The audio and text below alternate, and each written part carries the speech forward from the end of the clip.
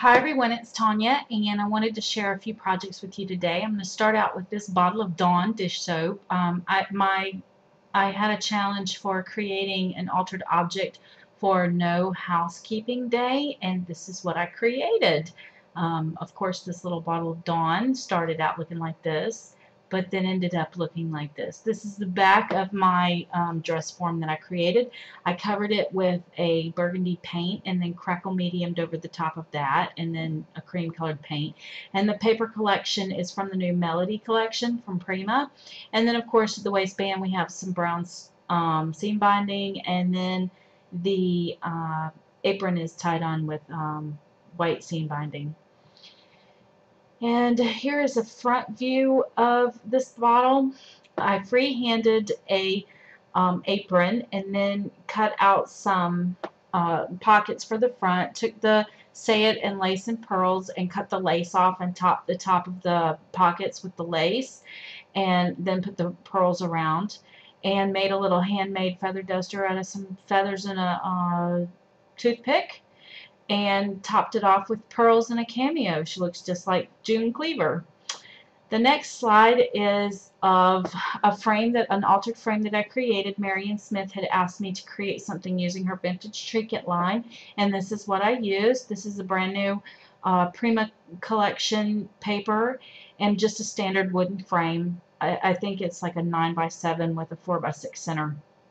And I took the paper and, added it to the front and made the little swag out of her vintage trinkets. But pay attention to the bottom. I took one of the vintage trinkets, the large flower, and I cut two of the petals off and made that beautiful butterfly down in the bottom right hand corner. And then it has glass beads in the center for the body of the butterfly.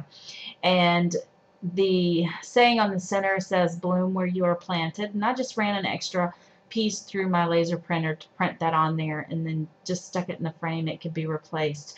I also have another view of this frame so that you can see the detail where the butterflies are. I had bought an extra sheet of the paper, and then I popped those butterflies up so that, I did a lot of fussy cutting with the flowers and the butterflies, and, so that there's a lot of dimension down in that bottom right hand corner, or bottom left hand corner. And then I also had stained the rest of the frame with the Tim Holtz broken china stain. The next layout is also the Prima new Prima paper from the Madeline collection, and I did the fussy cutting towards the inside this time of the paper. It's popped up on about a quarter of an inch worth of pop dots, and then some of the music paper is in the background from the same collection, and I added a lace doily, and that is my niece Avery. And then I just topped it off with the swag of Prima flowers and butterflies, and on the left hand side it just says Avery 2010, which was when I took those pictures. And I added some cinnamon stickles to the center of some of the flat flowers that are on the page. This layout has a lot of dimension that you lose in the way that it's just a front on shot, but there's a lot of detail here. For this next share, this is a card that I created using some of the scraps from the projects that you see here. And the dress form on the right, I just kind of free-handed it and then cut it out of chipboard, and made the little sundress out of some scraps that were left over from the paper collection. And then I added in a Dodge ticket. And then the word friend that's at the bottom is a Fisker stamp. And then I just dressed it up with some flowers and some bling. Out is of my daughter Brittany, and the saying on it says, "True beauty lies within. I know that yours will shine so brilliant it will be blinding."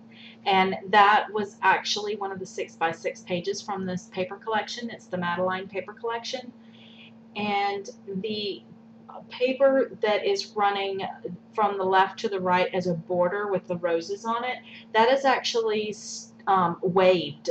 It's like put down so that part of it sticks up, part of it's flat, so it looks like it's kind of waved. You can kind of see where the pink flower is tucking in behind the border a little bit to get the idea of the dimension. It's also got the new flocking that's over in the right hand corner, and then I took some little buttons and some of the Prima flower centers and topped them off onto that flocking.